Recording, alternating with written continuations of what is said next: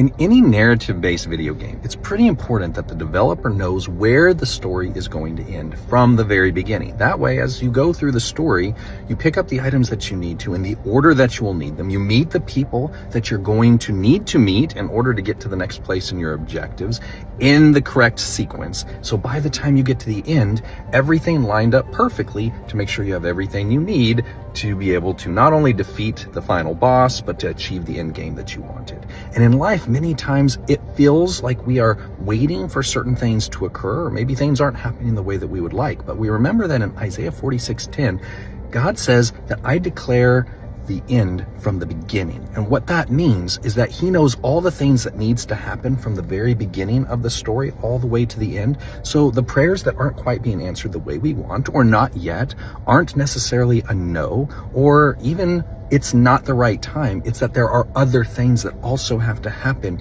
in the story of others in order to get them into the right place for your narrative. For example, for my wife and I, if certain things had happened differently, if she had been born 1 year differently than she had been, if I had moved to a certain place a year earlier or later than I did, we would have never met. We wouldn't be together now. We wouldn't have shared our first kiss in the exact place and time he knew that we would be. We wouldn't have the 2 children that we have, who are going to go on and have spouses of their own. So when you look at all of the things that the Lord's bringing together in your life, let's think about the prayers that we're praying and remember that they affect more people than we realize. And there is more going on than just our own particular needs. He is lining up all of these different purposes, so everything happens exactly when it should, not a minute earlier, and certainly not a minute later than it needs to.